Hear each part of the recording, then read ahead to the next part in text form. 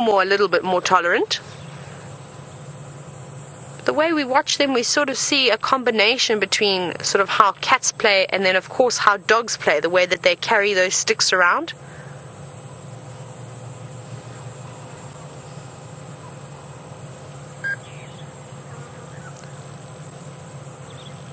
I'm listening again for Abel. I don't know where Abel is. Well, he'll get here eventually. All he's got to do is just find a pathway. You saw how difficult it was to try and navigate through here. It wasn't particularly easy. And it's very easy to be put off by the wall of trees. I almost turned around and left and said, no, not coming in here. But I'm glad we persevered and didn't let that stick that grabbed us. You see what she's doing? She's sort of trying to run and grab the stick at the same time, which then means that she goes into a little bit of a prance. It's like she's a show horse doing an extended trot.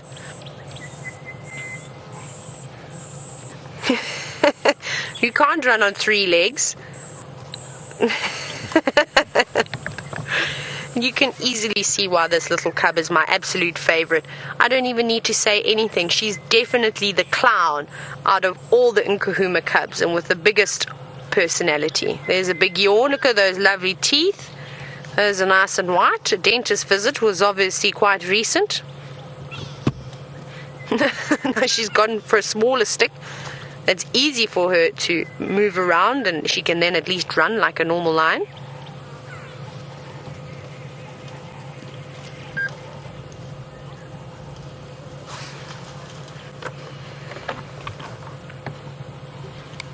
I'm going to just tell Abel that I can hear him. Abel, you're very close. Keep coming. I've got your audio. You're probably only about 50 meters away from me now. Wonderful. I think Abel's managed to navigate through here.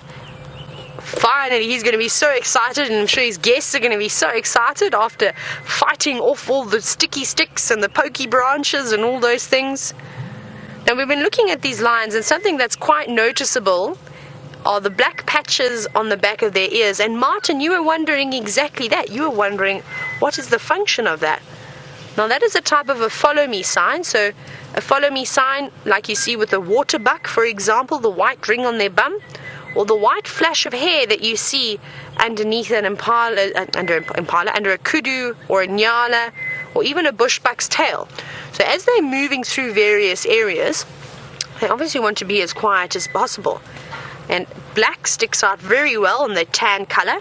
So as they're moving through long grass or through some thick vegetation, they're able, of course, to see that. Isn't that incredible?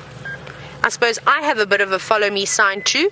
I've got a long ponytail, blonde ponytail that people always use to identify me. I feel like I need to do a round of applause for Abel, because that was a tricky one to get in. Woo! Well done! It was so difficult. But well worth it. All his guests are smiling from ear to ear. And I'm sure they'll be smiling more when they watch my little friend get up to her nonsense. She seems to have settled down now.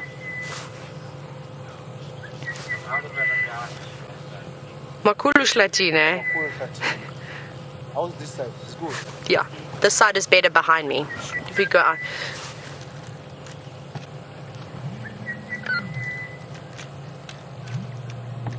Now it's not particularly hot today. Like I said, the clouds are coming over again. They're still quite high, but it's slowly starting to cool down. So I think it's going to be a good opportunity for these Nkahumas to go out on a prowl this evening. Look at this one. You see how it's stretching all the tendons, removing the old nail sheaths from their claws, and I'm sure that feels quite nice as well. If they're not chewing on something, they're either scratching their claws. We don't always see the adults scratching their claws as much, but the little ones absolutely love to do it.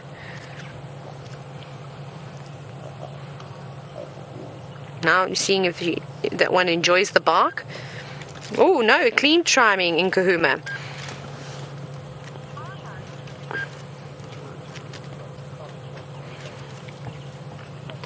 Well, this is one of the favorite pastimes of the cubs, is to climb up anything and everything. This lioness going over, she's also going to go and scratch her claws. And this is obviously very important for the older lions, as they're the ones doing all the hunting. And they really need to keep those tendons nice and strong, and you need to get rid of all that old nail sheath, like I just said with the youngsters. But very important for the older lions. Now, Courtney, you were wondering... Oh no, I've forgotten now. What happened? What? I just went blank. So sorry. My brain decided to switch off for a moment there. Louise, can I please have the question again? I apologize. Ah, there we go. I almost thought I was making it up in my head. No, there was a question. Sorry, Courtney, and you are from Texas. You want to know if lions are related to saber-toothed tigers. Now, that I'm not sure of, but I'm sure somewhere down the line, they would have been related. You can see that lioness, the youngest lioness, not in the mood for the cubs today. And I wouldn't be surprised. I think that down the line, a very sort of distant, maybe a cousin or something like that. Look at all the lionesses going now to scratch their claw, not all of them. Another one, and look at that, it's like the big one, and then of course Mini-Me. And did you see how that little one was almost looking up and watching the adult, trying to see the technique that she uses? But of course now it turned into something else. It's found that piece of stick was quite interesting. It's going to be funny to see when these cubs grow up if they're still going to enjoy climbing the trees as much as they do now. Don't get stuck in there. There's lots of branches you can get wedged in. Oh, look at that one's got the tail now. Remember we were talking about the lions catching tails? Well, that little cub over there that's getting reprimanded had that lioness's tail in its mouth, biting down quite hard, and I don't think that would have been too oh, it's got another tail now. No, that is attached. You can't remove that.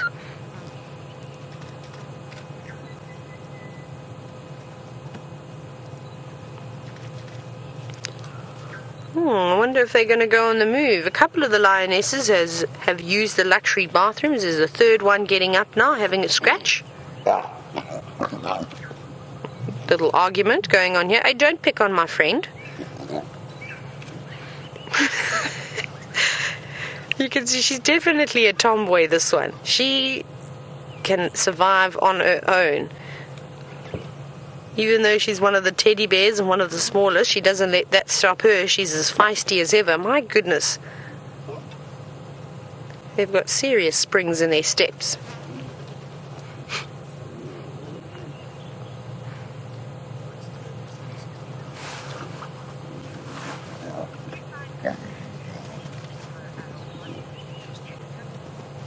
Oh my goodness. Well, this is quite interesting. You can see the little one is not happy anymore. They're getting very frustrated by the others biting. You saw how that disposition sort of changed from being perky-eyed and ears perked right up. How it flattened its ears to its head and sort of dropped its nose slightly. You can see that it wasn't quite happy and sort of said, hey, you're getting a bit rough now. Look at the lionesses. She looks like she's running up. They're going to play again. And I'm quite confident in saying that every time I've seen these lionesses without the Birminghams, they always seem to be much happier and playful. Well, they're able to play around. Now, I'm wondering where Amber Eyes has gone. I don't know where Mfumo is either, because I thought she would have come out of estrus already, because she was in estrus for quite some time. But it's a mystery, and hopefully we'll find her again soon. Come on, little cubs. Oh, you see how rough they're being? That's not nice. Oh, careful, little teddy bear. I think you may have got yourself into a bit of trouble. There we go. Luckily it escaped though. And all the siblings sort of more suited to size. Look how they're slapping each other around. And it doesn't look like much, but I can promise you that probably hurts quite a bit.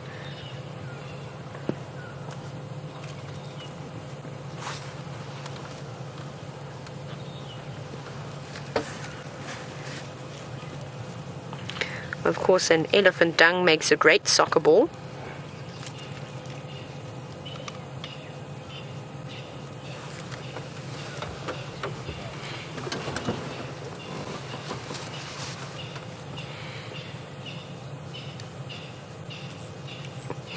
can see those little ones. They get stuck and really have to bite back.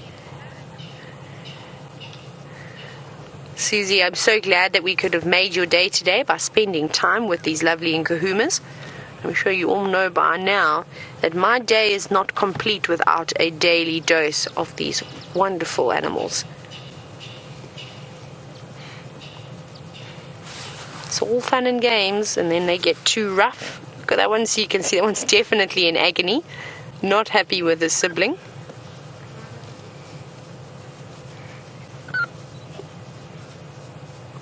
And of course it's my favorite little girl who's causing all the trouble this afternoon. Watching her back though, I think she thought she was going to get pounded by the other two cubs, but no, now she's going to go in and have a little groom and try and get some attention from one of the adults. That's nice. At least she's grooming back as well. So this is also very important. It's not that they just get groomed, but it's that they learn that they need to form these strong bonds between the different members, and they do this by many different ways. But one of the most important ways is, of course, grooming, not hanging off your mother's face with your claws out. She's probably not appreciating that too much, but, well, she got a little bit of groom from perhaps her daughter. Look at her. You can see what I mean when I say that these little ones don't enjoy being as groomed as much as what they used to. It's like they almost get a bit embarrassed.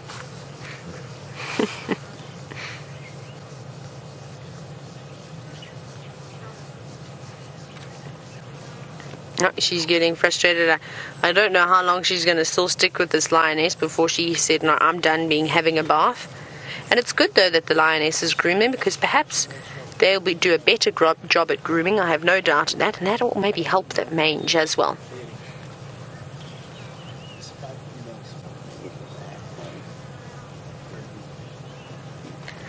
Oh no, she's getting picked on again.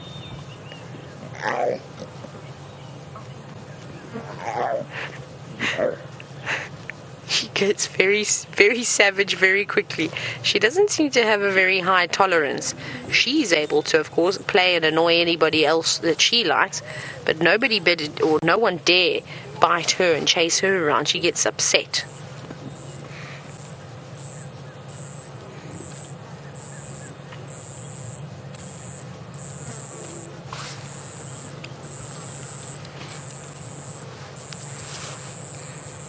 This is something you can just sit and almost watch all day. Oh, we've got another Nkuhuma up in the tree again.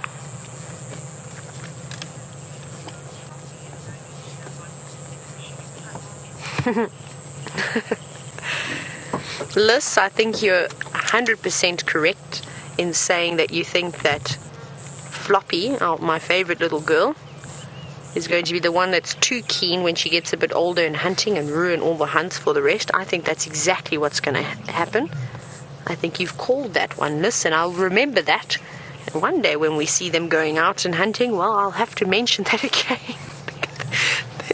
They are really sort of hyping up now. They're attacking anybody and everybody.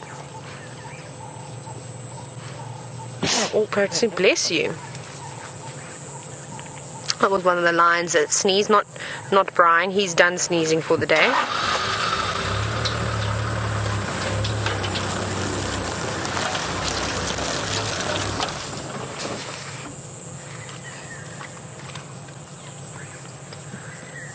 It's just, I don't know where to look, Brian. Do you know where to look? No. There's just action happening wherever we go. Up in the tree, down on the ground. But we know once one starts going up the tree, the rest usually try and follow. But now there's not very much space for all of them.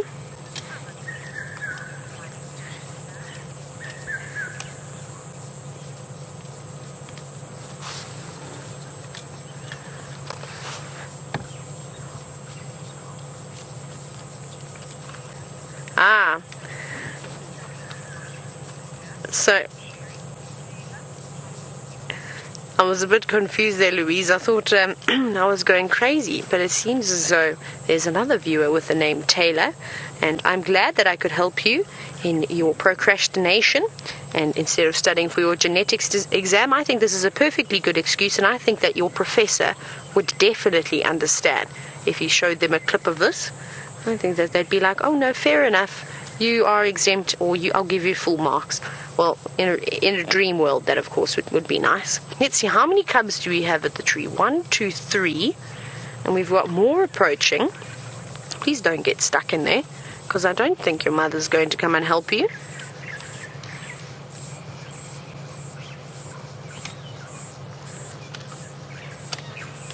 And it's just amazing how they're able to entertain themselves, and they don't need anything like children sort of need toys and all types of things. Though my mom always used to say the best toy that I used to play with was the Tupperware cupboard. She just used to put me in front of that and take all the, well, I used to like to unpack the Tupperware, then take off all the lids and eat the lids, and then put them back, or not put them back in the cupboard, scatter them all over the kitchen floor and wait for my mother to have to pack them away again. But she said that was always my favorite toy. And cardboard boxes. I always apparently used to get in any cardboard box. It's a bit strange as a child, which probably explains my behavior today. I was also cardboard boxes. Oh, Brian was also a cardboard box man as he was growing up. Hey, Brian, small things amuse us, hey? Mm-hmm. It's not the expensive things in life. Now the lionesses, 2 of the lionesses have already got up and moved away. The third one is going to follow. Let's see what they're going to do. It's a really nice time of the day now. The light is getting quite sort of harsh, so it's not quite twilight, but it's getting there. And this is when the light sort of plays tricks on not just my eyes and your eyes, but also the animals' eyes. And it's actually quite a good time to hunt. Let's see, there we go. Let's see if the cubs are going to follow. Oh my goodness, look how high this one is in the tree. Sorry, I've just realized. My goodness, that's a bit scary. I don't even think I'd be able to climb that tree that high. It looks a bit frightened, doesn't it? Oh, that is very dangerous now. This cub is going right to the top. Be careful. Obviously a sore ear isn't going to stop this little one. This is the one that we saw the little notch taken out of its ear. We are unsure of what really caused it. Yes, that's clever. Now, we saw how easy it was for this little cub to go up. Now watch the challenge. Look at the sort of shock in its face going, ooh, I probably shouldn't have gone up that high. And now it sort of has to shimmy down, which is not the, well, I don't think it's the best way to climb down a tree. Well done, little cub, that you didn't get stuck. Now, not sure what to do. Do I jump? Oh, they get themselves into all sorts of trouble. It seems as though the cubs are staying and the adults have moved off. I wonder if we shouldn't go and follow the adults. What do Kirsty and Louise think in Final Control? Should we stay with the cubs or should we go and follow the adults? They've left Tinyo here. He's still in the background, not doing much. Oh no, here comes Tinyo actually. I just looked, he's coming behind the vehicle.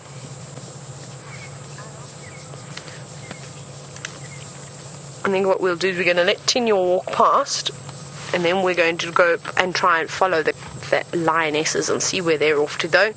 It's going to be tricky, so you're going to have to bear with us as we try and sort of bash our way through the wall of trees that we saw earlier.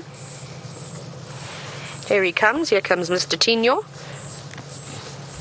You see all the cubs looking at him. Now, I think this is going to be dangerous. He's going to be bombarded by cubs. Let's see who's going to make the first move. Here we go, of course. Not interested.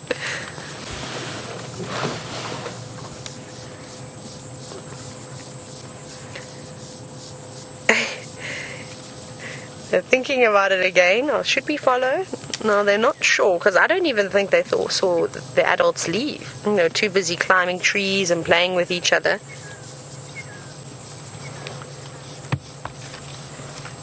See that? Tinyor's going one way and the cubs are going around the other side of the tree. I wonder if they aren't plotting their attack.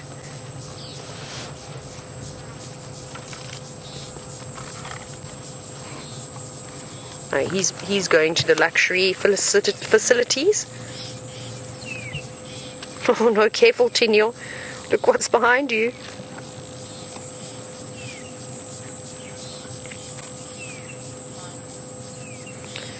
So we're going to have to try and move through some very thick bush now. But I believe that Byron is back with those spotted cats.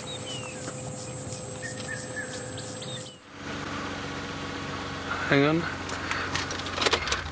We are back here, everyone, and Karula, we just caught the last glimpse of her coming down the tree, actually. She took the kill up into a very, very thick tree, one of the cubs, and over there, as Dave's showing you now, she's hidden the kill up there. So there was still quite a lot of Dacre left, and one of the cubs is up there at the moment. I couldn't see which one. Looked like the young male, Hosanna. And she's moving off now through the thicket. I don't know where she's going. It's very thick, everyone, and quite tricky.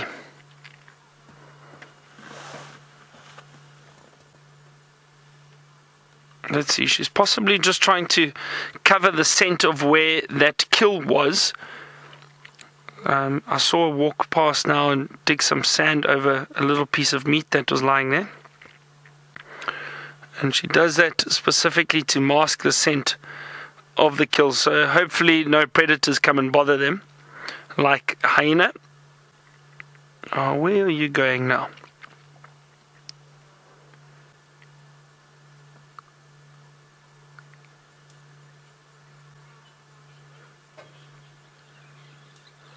Let's just have a good look here. But I heard you had such a wonderful sighting with those lions, which is fantastic.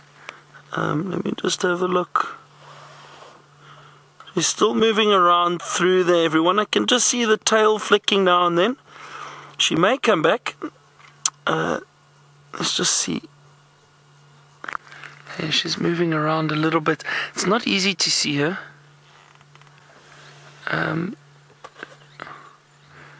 Yeah, have you got her there, Dave? It's a bit tricky.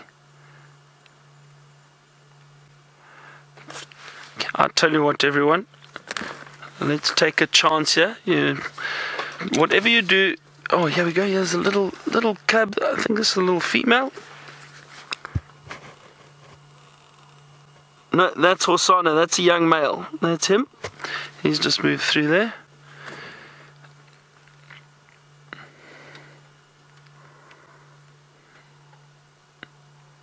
Okay.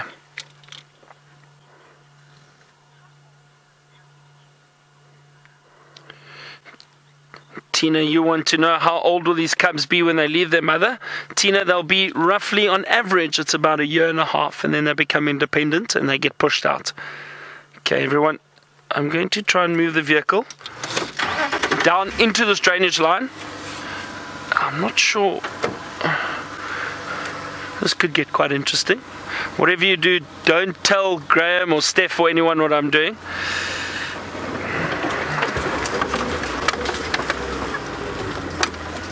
There we go.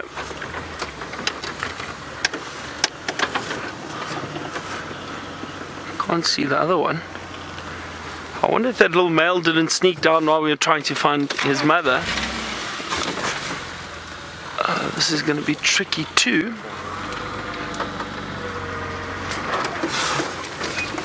There we go.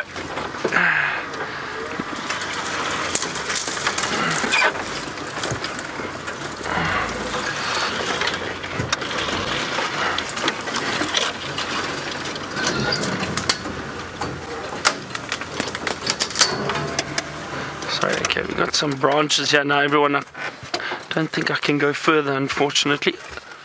Here it goes, it looks like Karula.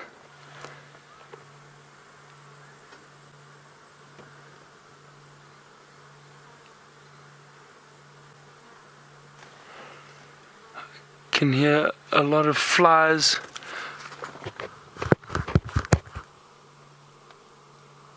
lot of flies around the stomach content. I think that was hidden under the bush over here. But let's just have a look. Isn't that beautiful? Look at her. So we're down in the drainage line now. Not sure if we're going to get out, but at least we've got a beautiful view of the leopard. And Dave and I have got one bottle of water to share in case we have to spend the night here.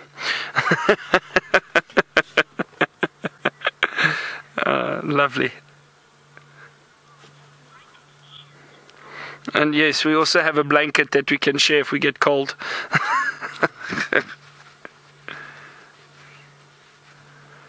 And you can see one of the cubs in that little hole, just the ears sticking out.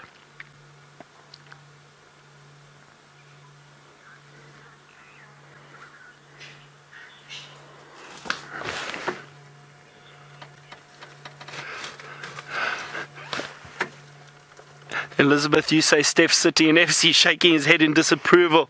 Well, it's easier to ask for forgiveness than for permission. And we've got the one other little cub in the tree. It's dropped the kill. That's what it's done. And just above it, I think you might see the little cub. There we go. Straight in the center, Dave. A little bit left. There we go.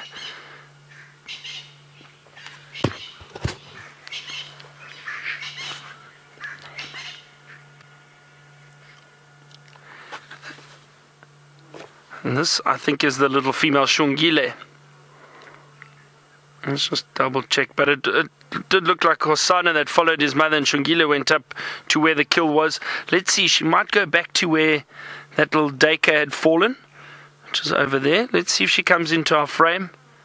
Look at all those flies around it. Isn't that amazing? Oh, wow.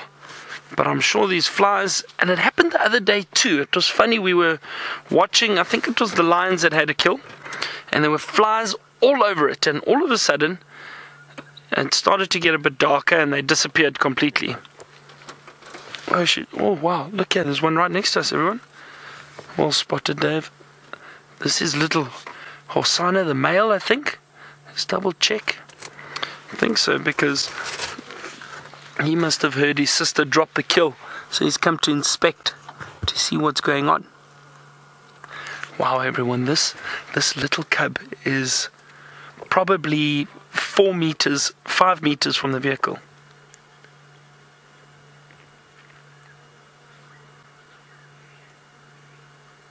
Michael, you wanted to know, is the only difference between the male and female leopards their size? And yes, just from first glance, if you have a look, the size is a major difference. The males do get thicker necks and slightly bigger heads, and often a big dewlap under the throat, whereas females won't necessarily get that, or not as big and as prominent. And then if you do look very careful, oh, look at that. That is incredible, everyone. How beautiful is this cub? And if you do look carefully, if the male's walking around, you'll be able to see the scrotum under the tail. So then you can tell that it's definitely a male. But usually, just by the sheer size, the males are much bigger, double the size of the females. Oh, look at that. I can't tell you how special this is, everyone, because in most parts of Africa, leopards, or generally all over the world, on various continents, leopards are very elusive and they are very, very shy. You will only see them if they want to be seen. And I've been very fortunate. I've had probably, I think, 7 years experience of working in areas, probably the top leopard viewing in Africa, in my opinion. And just from following them and tracking them and viewing them, I've learned so much about their behavior. And they really are very, very special cats. And I still get very excited when we do find them, or when I do find leopards, and to be able to sit and spend time with them, because I know how hard it is to find them. And when you have sightings like this, it is so special, and it really is something that should not be taken for granted. I cannot stress that enough.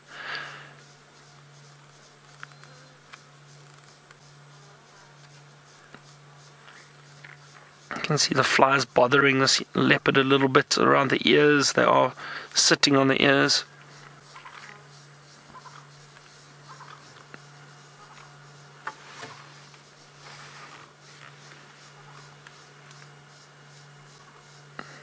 It seems to have become fairly quiet. All the bird calls around us, just some francolins and a bleating warbler I can hear, and the francolins again, but everything else seems to be fairly still, and I can hear the buzz of the flies around. And these leopards, look how they're watching us. All this young male. Gee, this is an incredible sighting. And for what I find so special is that this young male trusts us enough. He knows that we are no danger, we are no threat, and he's happy to sit close by and just stare at us. He's watching his sister moving around. I can't see where she is now. She's behind us somewhere. And the mother is still off ahead of us. But I think let's stay with this little male, focusing on him, because he's in a perfect position so close to us.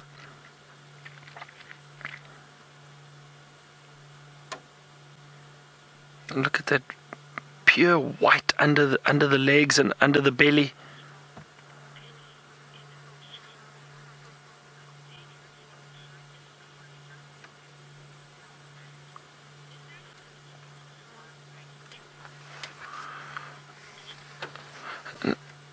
Annie from British Columbia. Oh dear, Dave, how are we gonna? Shame he's right behind us, everyone. Let me just see. Sorry, Annie, I'll get to your question now. Just want to see if I can move. Yeah, you know what? This little male has gone and laid down right behind us.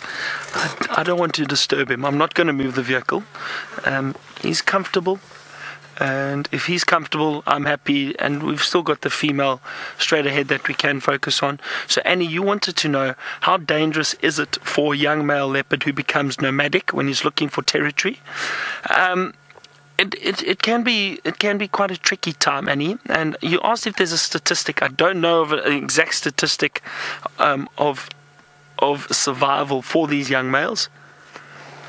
Hang on, I just heard something. I think the female is with the kill. Is she pulling it? Yeah, there she is. Is she trying to take it up into the tree? She is, isn't she? Look at that, everyone.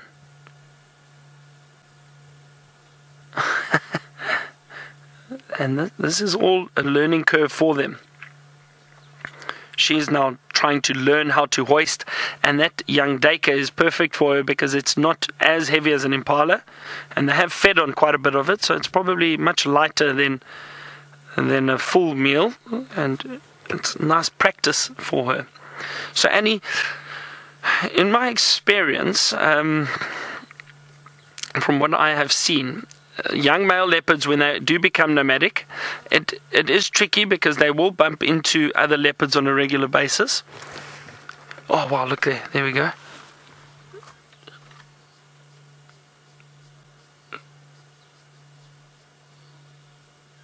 Look at that, she's still got the kill. So Annie, I've seen them, how young males have come into contact with other males and got seriously beaten quite badly, because the males do act aggressively against one another if they are fighting for territory. But it's not often the case, and I'll tell you why. Because leopards are solitary animals. The only time you see leopards together is in a situation like this, where the female has got cubs, or if a male and female are mating. So what happens, because they are solitary animals, they do not like to get into conflict or into any confrontation, because if they get injured or badly wounded, they cannot hunt for themselves. So what happens is, usually the males, even the dominant males mainly, they will scent mark, and they growl, and they bare their teeth, and they salivate, and they walk up and down next to each other in a line. They just walk up and down basically on the edge of the territory, and it's a standoff. It's to try and show that they are bigger, stronger, and more dominant than the other one, and hopefully that will push the other male off. However, at times they may turn and fight one another. So in terms of the young males doing that, it doesn't really happen because they are not big enough or strong enough to take on an adult male. So they'll move off. But when they reach that 1.5 year mark to 2 years, they generally are far better equipped to deal with danger and survival. So usually they do make it to maturity. But the thing is, they do still have to be careful, and it's not easy. They do get chased out of areas regularly and often, and I have seen leopards move completely off a game reserve into the neighboring property to try and set up territory there because the competition is too much where they are. So there are a number of factors, but for now, or for the meantime, when they do get pushed off, they usually are okay, but I'm not sure if there's an exact statistic. It's an interesting question. And again, it's very difficult to give an exact answer because there isn't an exact answer. And I have viewed leopards long enough that I can tell you that their behavior changes on a regular basis, and it doesn't matter what books you read and how much research you've done, you will always see something different. I've mentioned a few incidents to researchers, and they've said they've never heard of that before. So it does change, and they are wild animals. It all depends on the situation, the territory, on the particular animal, and so there's no exact right or wrong answer.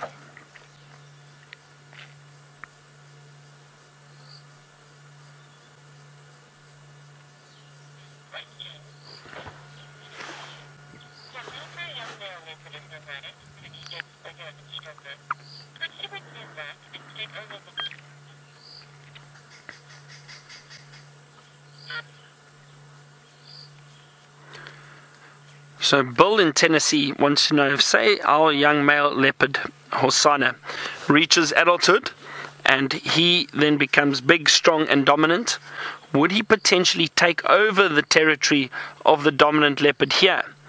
Bill, there is a possibility, there is a chance, and maybe you can help me, the viewers. I'm not sure who the father of these cubs are, and if you can let me know, that would be great, because I'm not sure if he's still around. I haven't seen a dominant male leopard since I've been back. Look how agile that little cub is. Isn't that amazing? So, Bill, there is a possibility that a young male could come in and try and take over the dominant male leopard's territory that is around here. It's unlikely that it'll take over its father's territory. Usually the father will push it off. They're both there, just behind that bar. I do apologize, everyone, but as I said, they are right behind us, and I don't want to disturb them. And if I do start up the vehicle or try and move it, then we may startle them a little bit, and I don't want that. So let's just sit tight. They are moving around a little bit, and I'm sure they'll move again very shortly. The female is still lying over there, straight ahead, just on the edge of the drainage line. You can see her. There she is.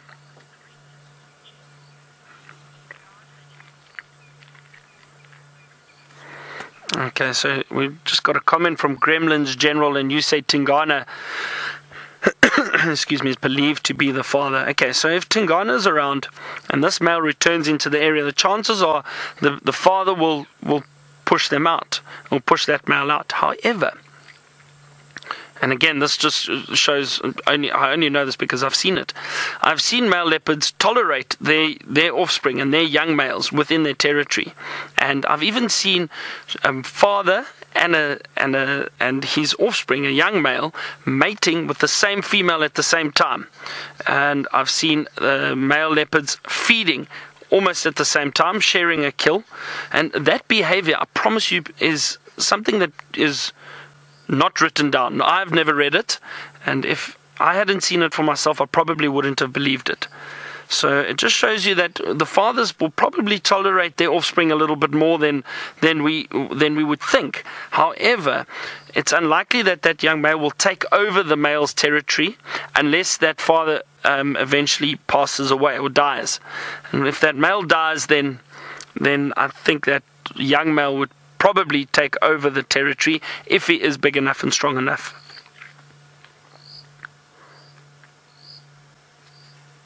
And again, Bull, I'm saying this just as what I think, and it's a theory, and from behavior that I've seen, I'm basing my answer. It's not to say that that is definitely the case, because these animals do what they want at times, and we are never really sure. Anyway, I'm going to sit with these leopards for a little bit longer. I don't have a choice. We are in the middle of the drainage, surrounded by them. Let's head back to Taylor and see what she's up to with the lions.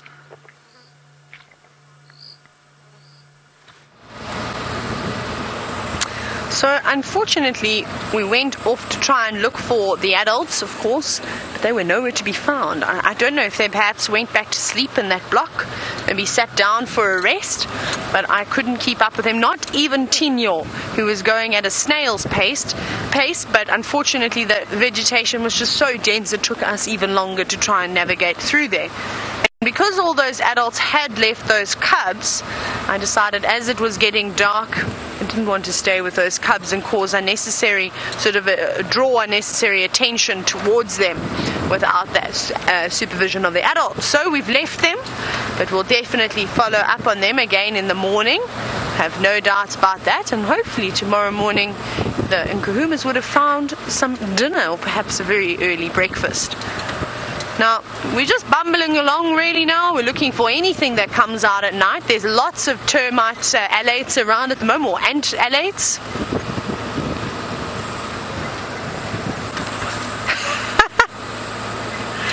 Lord Gifferon, you've called me out for, yes, well, my Vervet Monkey call, thank you. I suppose I should switch off and I should do my call. Now, I just wanted to quickly get into position. Lots of alates, of course. I hope that I don't eat any while I do this. Now, okay, before I do that, let's go radio off. Right, are you ready?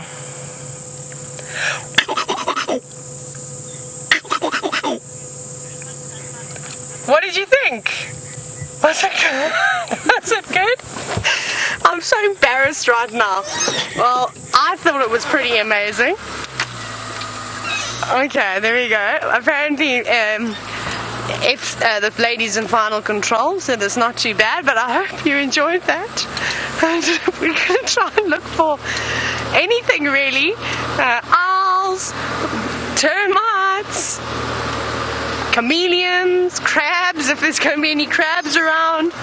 Like I said, I feel as though I'm just going to drive like this now and sort of hide away. Oh, and I believe though that James's beat us all to it and saw the first chameleon last night. Brian, were you driving with James yesterday? Oh no, so we haven't seen our first chameleon yet, which is fine. We're going to search hard for these chameleons, and like I said, I always like to look on the edges of trees and sort of on the grass stems. When the grass gets a little bit longer, then we often see the little chameleons sort of venturing on those bits of grass. But it's an art, chameleon spotting. I think out here in the Lowveld it's a little bit easier. When I was down in the Eastern Cape, I always tried to spot the southern dwarf chameleons. And sorry, I'm going to try and catch an alate for you as well. I'm attracting them with the light, not lose my eye. And well, unfortunately, I wasn't very good at it, but the bush was so thick there. I think if I went back now, though, I might be slightly better, having practiced a bit more on the flat-necked chameleons, but we shall search. Now, let's see if we can't catch an alate, because I want to work out if it's the termite alate or if it's from the ants. I haven't seen any mounds sort of spewing any termites out just yet. Now, speaking about alates, I know Debbie from Vancouver was hoping to see a termite mound swarmed with alates. That's what I'm waiting for. That is going to be sort of the cherry on top of the cake for me. I've been talking about it, I think, since I arrived here, and I'm sure you're all sick of it, but I promise you it will be so spectacular. But now the fact that I haven't really seen any of the mounds is making me think perhaps it is the ant alates that are sort of coming out from the ground and not really a prominent mound. So when we see a whole lot of them again, we'll try and stop and sort of investigate. But I am trying to catch one for you, but it's proving to be a lot more difficult than what I suspected it would be. But we'll see. Maybe one lands on Rusty and then I can catch it like that, or in the vehicle. Actually, let me look down here. Not drive. Oh, there's lots here. Hang on. I almost ate about 100. Oh, Rusty, you and your brakes. Let's see if I can figure out where these termites or ants are coming from. We saw it quite nicely this morning how all the birds were. Okay. Did you see some? Now that's a termite mine. Do you see termites coming out of there? Doesn't look like it. Okay. Well, we're going to keep searching for these alates. Of course, we're going to try and not give up tonight. We'll be persistent. But let's go across to Byron and have one last look at those lovely leopards.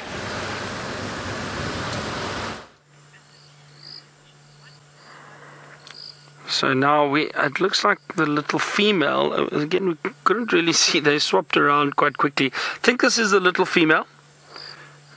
She's lying behind us now, and we managed to take the camera off the mount, and Dave has put it on the back of the vehicle so that we can show it to you. See, we make a plan out here, everyone. We are still stuck in the drainage line. I'm not going to spend too much more time with these leopards. It is getting a bit dark, and I don't want to attract any attention. And as I say that, she moves off, so we won't disturb her when I move.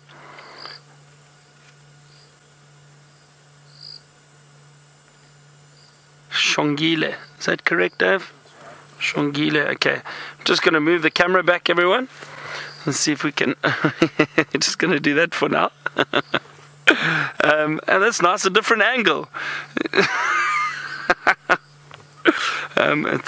Which is nice. What a wonderful sighting, everyone. I'm so glad you got to sit and enjoy it with us and enjoy these leopards. It really was special. Karula has not moved. She's still up on the bank, and isn't it wonderful how comfortable she is with us being here even close to the cubs while she is moved off. We are going to move out now. It's getting dark. I don't want to disturb them during the evening or attract any attention of other predators. So while I try and navigate out of here, let's head back to Taylor and see if she's managed to find any of those alates.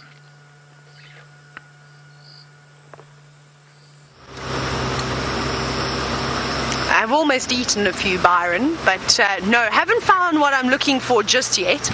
And it's actually proving to be a lot more difficult than I suspected. But we'll keep checking. We'll keep checking all the termite mounds, and when we go through, well, I don't know what you'd call a swarm of alates, a flock of alates. I'm not sure what the correct collective noun is. But when we go through another, we're going to search, of course, the ground. Now, I would actually like to see an owl this evening. That's my request. And I think with the amount of alates that are flying around, I think that could be a good chance. Not only do the owls swoop down and try and catch rodents and things like that, or small scrub hares, they will indeed eat the alates too. And I don't know where the frogs are. I'm a bit disappointed in the frogs so far, as well, I would have liked to have seen some more other than the occasional. What beetle do we have? The occasional little sand frog. Let's see, we've got some sort of a beetle on the ground here.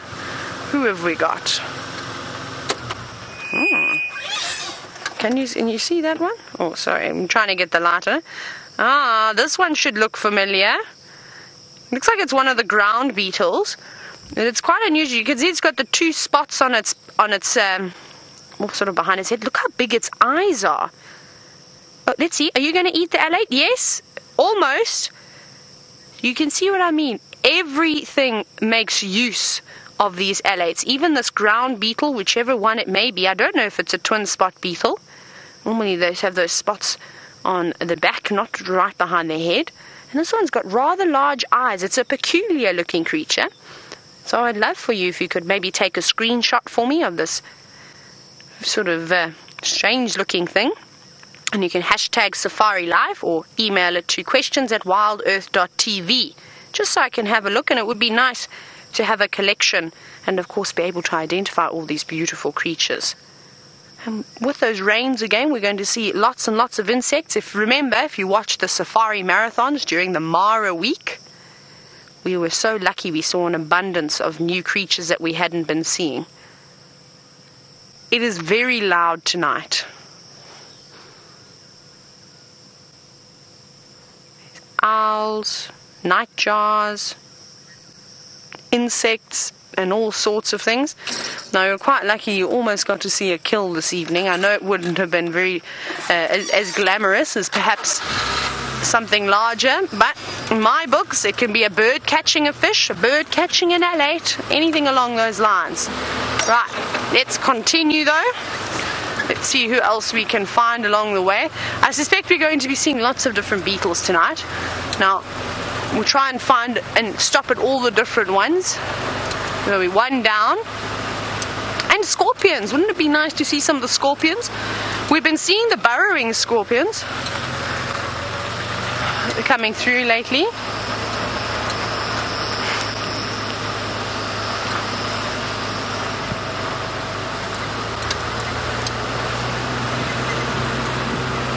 Now, Maggie from Ohio, you're wanting to know about the sort of seasons, and you've said that it is, well, we're coming into summer, and you're quite correct.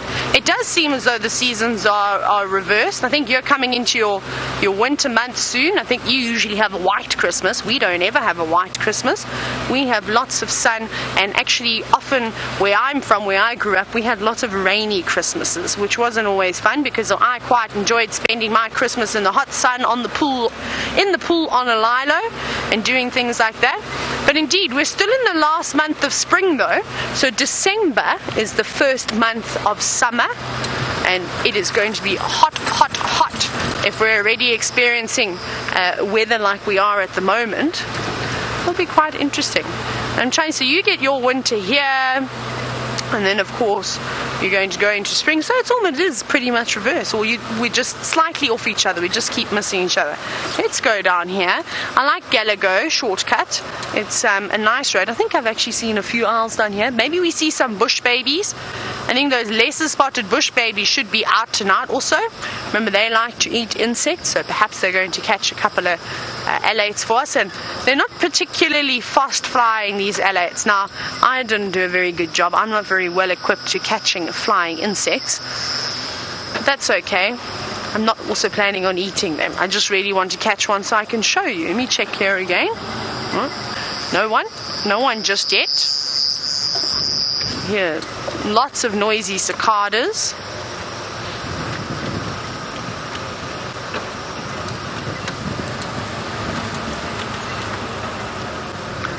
Now, as we're driving along, something that we're always looking for are the sort of secretive nocturnal creatures. So, like anteaters or aardvark, jennets and porcupines and all those lovely creatures. And I know Samantha was wondering if I've ever spotted one, an aardvark. I've never seen an aardvark here yet, because the time will come. It may take me a couple of months, it may even take me a year, but I'll find one eventually. But I was very lucky when the place I was previously working, I managed to find an active aardvark burrow of this beautiful big male. He was huge, and I worked out sort of what his pattern was. As soon as the sun went down, I knew that he'd come out and he'd start foraging in a certain spot and digging in various areas. And well, when I was able to work this out, I almost guaranteed sightings of him, which was quite nice. So I used to see him every other night, I suppose. So that was quite nice, but he was shy. He got a little bit more relaxed towards the end. Okay, here we've got some dung beetles actually. Let me just go back again. Let's see who we've got on the dung. So it looks like we've got some zebra dung. I'm just going to position us off the road slightly. Let's see, sorry. And there seems to be lots of alates flying around here. Let's see if we can see any. I thought I saw a dung beetle, but I was obviously mistaken. No alates sitting around here. But let's see if we can see them over here. There's lots of them on the ground. Oh, I'm sorry, I need to shuffle out of the way. Here we go. You can see them, they're very small. Now, these actually don't look particularly big. I wonder if these aren't the princes. So, the male alates generally don't have a very sort of proportionate head to body ratio. They've got quite a slender body, which you can sort of see here. Whereas the females have much larger abdomens, and that's obviously needed. I think if we go down a little bit, it might be difficult. You can see some more. The females obviously need the larger abdomens because they're producing eggs. You can see them. So I think these are ants. I think that these are from the ants. There we go. Did you see? Very quickly you saw that little slender body. Let's see who else is roaming around here. There's even a, there we go, there's another one. Oh, maybe not. Maybe I could be wrong. Maybe these could be the princesses. Just looking at them now. I think the first one I had a look at it initially was slightly darker and it had a much thinner abdomen, but this one you can see looks a little bit different. And these will taste delicious if you're willing to try and sort of snack on a bit of protein. I'm sure Steph would probably like to eat this. We know he's not afraid to taste things in the bush. And now what they're doing is, as they're fluttering around, they're looking for mates. So they'll find a mate, and the female can actually store the male sperm for decades, for quite some time. So she will, of course, try and dig underneath the earth and start a colony. And once she feels as though she's ready, she will then insert the male sperm herself, and then she will start producing thousands and thousands of eggs, and off they go. Isn't that incredible? So we're still waiting, though, for the termite alates, which are a little bit larger. Now there's a nightjar actually flying around up in front, and I presume it's catching all the, you can see it. Can you see it there? I'm not going to put the spotlight on it completely. I'm just illuminating it slightly. That is a nightjar, most likely a fiery necked nightjar. And you see how it's sitting on the road. Now it's going to do something incredible. Hopefully we'll see it. There we go. And it flies up. Should it go back down again? I think it, oh no, it's coming to, it almost came towards us. It seems to have disappeared now. But they do something quite interesting, the nightjar. It's called hawking, like what we saw. They like to sit on the big open spaces, the roads, and they look up towards the sky, which is obviously beautiful and clear as well. And they're then able to see the silhouettes of the insects as they fly over, whether it's a grasshopper, an alate, a moth, it could be anything. Obviously on a starlit night it's a little bit better because there's some more light. Tonight would be a little bit difficult, but they've got very good eyesight in the dark. And then you'll see them as they're looking up and they see something. I'm sure you must have noticed initially when I shone on that bird, just that, and just searching. It's actually flying over the top of us, and then it flies up and does a little acrobatic turn, grabs whatever it wanted and lands down. And that's what's known as hawking. Let's carry on. I think that this is obviously very good hunting ground for this nightjar, so we will, well, we'll give it an opportunity to carry on and not bother it for too much longer. Plus we're on the search for chameleons and owls this evening. Who do we have there? Oh no, I'm not going to shine. It's a little commandeka.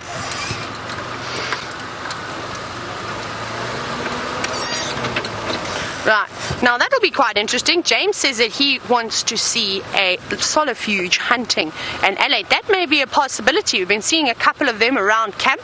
So, well, I'll keep my eyes open for you, James. But let's go back across to Byron and see how this evening is treating him. That's all right. No, that's fine. Yes, everybody. Well, Taylor saw the fiery neck jar. We found a scorpion.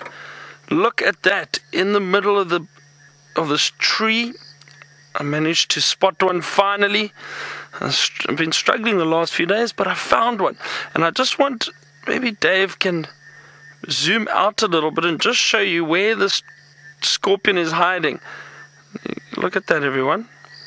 We're quite away from the tree, and this scorpion is known as a tree creeping scorpion, or Pistacanthus asper, I think is the correct name for it. And this scorpion, all scorpions have venom, but this scorpion relies on its pincers, and you can see those pincers, everyone, just sticking out over there. And what happens is, as something walks past the entrance to that hole, to that little hole that scorpion is living in, and as the insects walk past, they pick up on the vibrations and they come out and they rely on those powerful pincers to catch an insect and then bring it back in. They may still sting it, but they do crush them with their pincers and they'll then feed on the insects. What I'd like to do is I'm going to see if I can actually get it out for you a little bit further so you can see the whole scorpion. Give me a second, everyone. I'm going to ask if Dave can maybe hold that for me, just over there. Okay, you might see it move now as I get out. Let's just see. I just need a nice piece of grass, actually, which we know there is none of at the moment. Just give me a second, everyone. Okay. Alright, let's see. Come on, little guy, let's see if he'll come out for us. So he's quite high up.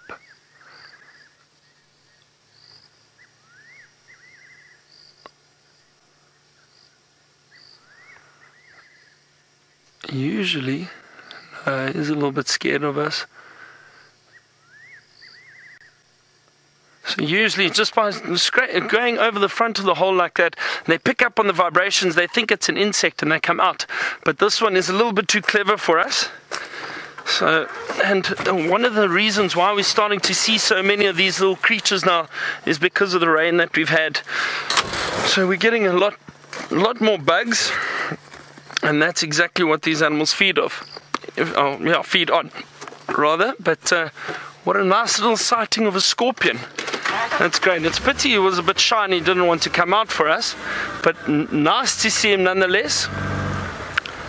We'll leave him there. He's actually crawling back out again, everyone. It's a bit tricky to see again from this angle. There, you see that? He's back out there, those pincers again. So he was a little bit camera shy. That's all, there he is. So, but we're going to leave him. Let's not disturb him. And what a nice little sighting of a scorpion.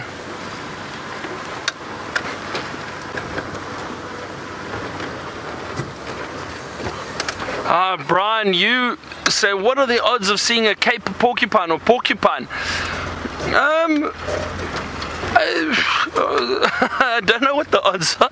Brian, I have not seen a porcupine here for quite some time. I don't know, Dave, do you know when last they saw a porcupine here? I don't think we've put it on camera. Oh, really? Okay, so they do occur in this area, Dave. They do indeed, I mean, Brian, sorry, they do indeed occur in this area, but they are strictly nocturnal, or mainly nocturnal. If you're lucky, you might get one moving around during the day, but generally nocturnal, so it's difficult to see them. They are very shy and they forage around late at night, so you'll often find signs of them, but to actually see one. But I have seen porcupine in this area, so it's not to say that they're not here, and it's not to say that we're not going to see one. It's just they are very elusive and very shy, but they do occur here. Wow, this has been such a wonderful afternoon. There's been so much happening.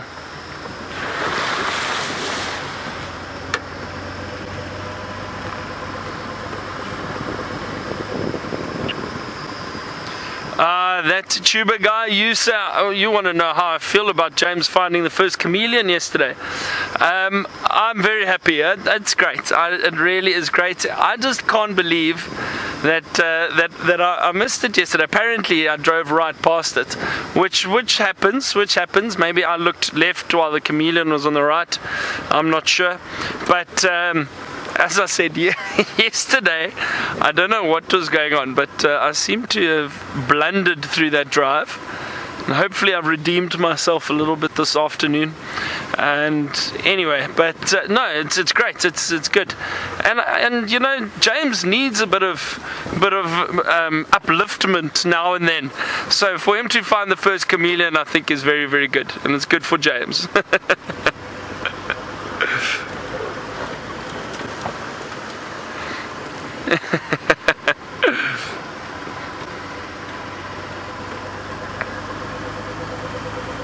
Oh, Elizabeth, a chameleon streak, you say? Perhaps. You never know. You never know. This could be day 2 if we find one. Who knows? That could be interesting. There's been a lot more moisture around, so I'm sure they'll start becoming a lot more active. And I know Taylor found one of those nightjars. I'm not sure which one it was. They're difficult to identify when they're sitting on the ground because they all look very, very similar. But I said to Brian, perhaps I should do a nightjar call for you, because I know you rely on my calls so much. So the fiery necked nightjar is a nightjar we get in this area, which is quite common, and we do see them a lot. But so I'm not sure if that's the one that Taylor saw, but it is a possibility. And its call goes like this.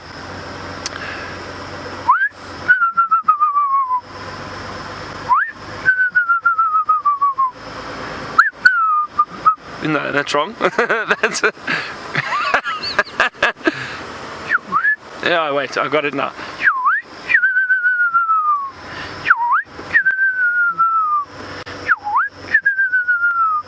Beautiful call, and my call doesn't do it any justice. It's a wonderful call, but if maybe we can hear him one evening. If you hear the fiery neck nightjar, it's definitely one of the iconic sounds of Africa.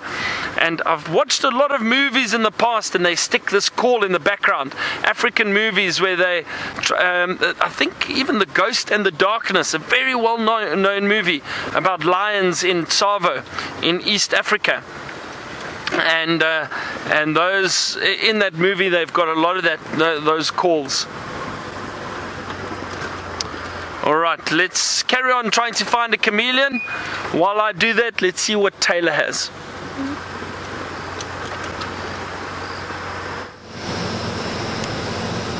Now, Byron, I can't be outwitted by you with these bird calls. That video that Kirsty Kind created the other day was hysterical.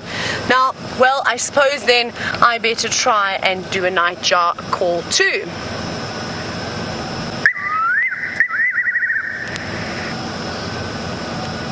Wasn't that incredible? I thought that sounded very realistic. I don't know what anybody else thinks. Hey, Brian? That was pretty good. I think it was pretty good too. Now, of course, I'm only just joking. I'm just teasing everybody. Now, you probably be wondering why on earth I didn't switch Rusty off. Well, as I left you and I tried to start the vehicle again, I couldn't. And with all the lights, you know what these vehicles look like? They look like Christmas trees. We may have drained the battery. I obviously stopped for too long, so now I'm using the handbrake. But let me pick this. I've got a shongololo. You all know the word shongololo, I'm sure. If you don't, it is a millipede. I'm going to catch it, but now we don't want to lose the vehicle. Let me jump. Oh, hang on. Probably should maybe shine to make sure that I'm not going to be mauled by anything. Nope, I seem to be safe. Let me jump out quickly. Let's not squash it. Shongololo, are you ready to be famous?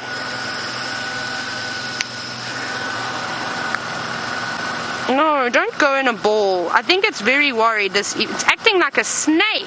No, come here. Sorry, you can't see. I'm going to bring it up here. And I just want to try and hold it a bit better. Actually, no, don't panic, Shongololo. Now it's worming itself around, actually pretending to be like a snake at the moment.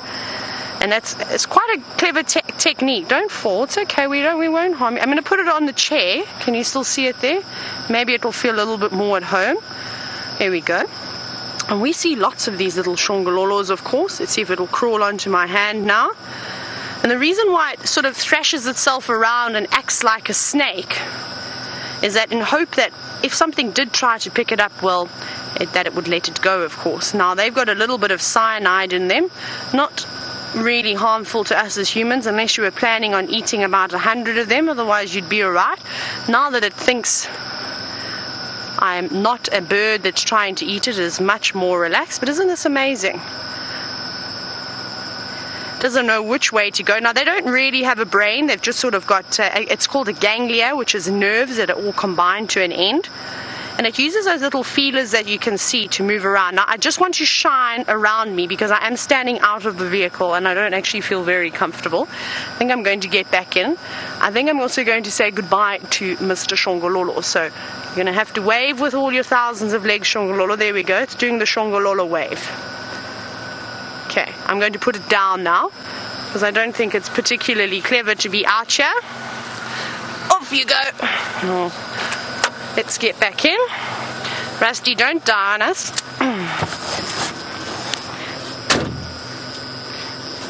And it was quite interesting to see, though, how we managed to get this vehicle to go. Thankfully, we were parked on a little bit of an incline. So I opened up my door and did a Fred Flintstone sort of push with the foot. Well, and then Brian kindly hopped out of the vehicle and pushed from behind. I'm glad you all thought my little trick was clever. It was obviously quite cheeky of me and it's not in the rule book, but I suppose it's alright. I don't think I can do the bird impressions like Byron can do. He seems to do them very, very well. I'll have to keep practicing in my spare time, of course. Now we're still looking for chameleons and owls.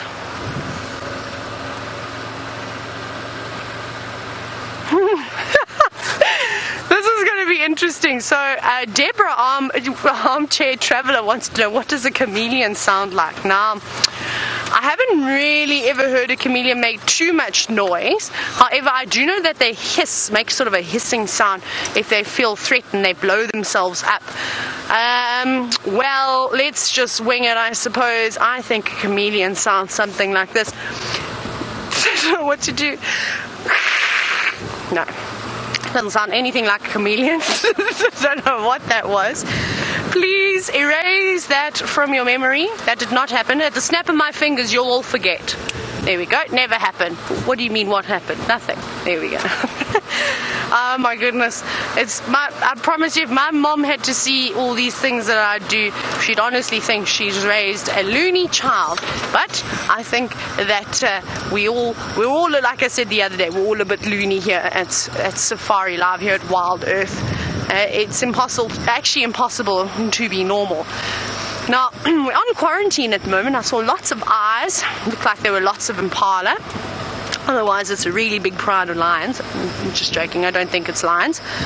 We just want to have a look here because there's some really beautiful termite mounds. And it seems as though we're not having much luck with the chameleons or the owls. Actually, there's a spot I want to check for a barred owlet that I've seen flying around before. So we'll check there. And hopefully one of these magnificent towers of the termite mounds, maybe we'll get lucky and we'll find one that's perhaps sort of letting out termites. There's one coming up. I just need to dim all the light just because there's some impala coming, so I'm going to drop my spotlight quickly. Don't want to blind, or not blind them, but disorientate them unnecessarily.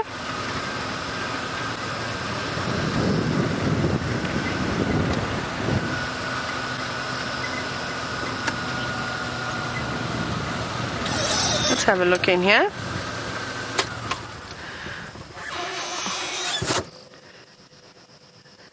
You can see this is very, very quiet. Doesn't seem like anything's coming out of here. Now, chatting about termites, of course, and this is a good spot to look for solifuges as well, because we know that they love to eat termites. James, you were wondering, is there a reason as to why the termites taste or are so tasty? And you know, you'd think that they would become sort of not very nice tasting if if we wanted more of them to survive, really. And you're wondering if this is perhaps sort of population control. Possibly, but the thing with termites, though, is I don't think you can have too many termites. They are very important decomposers of the bush, the maggots, the termites, but termites rank right up there. And without them, we'd find ourselves in a lot of trouble and a lot of not really nice things around, rotting carcasses and all this dead vegetation. Oh my goodness, I'm just going to dim my lights completely because the impala seem to be freaking out just a little bit. They're leaping away, but don't worry guys, there we go, we snuck past. It was just one that wasn't too happy and was panicking slightly. Now, I don't know why they are so tasty. I don't think that they're particularly tasty. If I was starving and I had nothing else to eat, well then I'd probably eat a bowl of them and even make some chopsticks out of twigs or something like that. There's another group of impala, they're everywhere.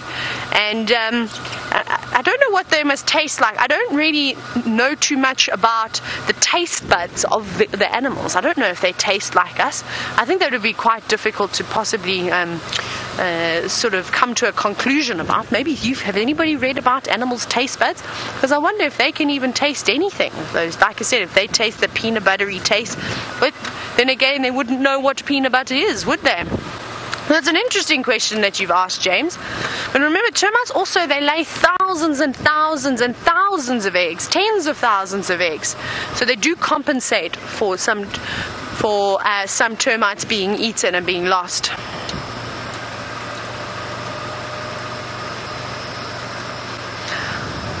Hello, Gracie. Gracie, you have just made my evening. I feel very lucky that you are going to add me to your safari doll collection. You must remember the long blonde ponytail. That's my signature. But thank you so much, Gracie, and I'm so glad you're still enjoying the show and watching it as often as you can. And it's such a pleasure actually just talking to all of you, really. It's been so much fun these past couple of months. Now, it seems as though we're not having any luck with anything. Just a flat battery, of course. Well, that's okay. That makes these things exciting. I'm going to say goodbye to you, though, and I hope you've had a wonderful evening. I've had a wonderful day. I must say a big thank you again to the Nkahumas. So from myself and Brian, and of course, the Drip Drop Thumb, it's been wonderful. We'll catch you bright and early tomorrow. But let's go across to Byron, who also wants to say goodbye.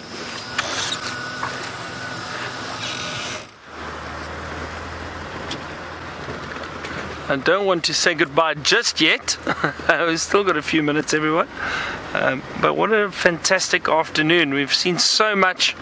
And Taylor got to spend time with the lions and show you the lions. I think she did very well in finding them. I know a few people were looking for them. And she heard the alarm calls, I believe. Sorry, some bugs. Look at all these bugs around here at the moment. That's one thing about moving into summer. With the spotlights, you start getting covered in bugs, and bugs flying into your mouth and your eyes.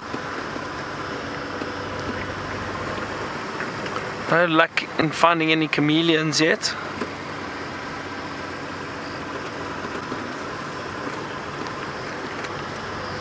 There's a lot of impala, and there was some zebra, all out in the clearings at the moment. And again, for safety, just staying in an open area where it's easy to look out for any potential prey, any potential predators rather. They are prey, and they'll warn each other too if there is any danger.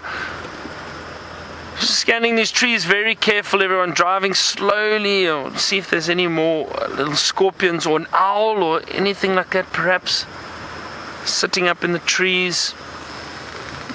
And also, I don't want to shine around here too much because of all these impala all out in the clearing.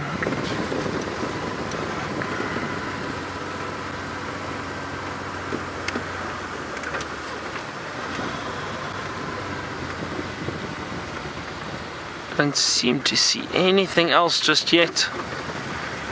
But it was a great afternoon. I mean, we got to spend time with the lions, we got to see the leopard, or leopards rather, Karula and her. Oh, there's a little scrub hare, everyone.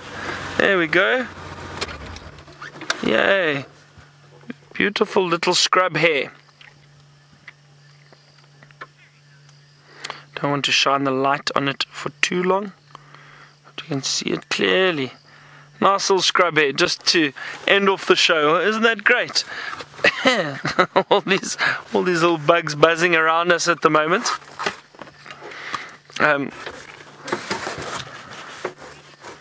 It'll be great to have you with us on our drives and watching and commenting. It's always great to have new viewers, and it's wonderful that we're able to show you what a live safari is like. And We're reaching the end of the show, everyone. And I really hope you've enjoyed it. It's been fantastic. We've had some wonderful bird sightings. And as I said, the lions, the leopards. And there was a lot going on this afternoon, which was great. Saw some zebra and giraffe. I'm trying to listen out actually while we've still got a few seconds if there are any bird calls, but it doesn't sound like it. Those nightjars perhaps. But I'm going to say thank you very much to Louise and Kirsten in the FC, the voices in my head. It's always great having you ladies there helping us. Thank you to Dave on camera with me this afternoon. And thank you to Taylor and Brian. And we will see you all tomorrow morning again, everyone, for our morning safari. Myself and James would be out. So thank you. Good night to all of you, or goodbye, and we'll see you all tomorrow. Good night.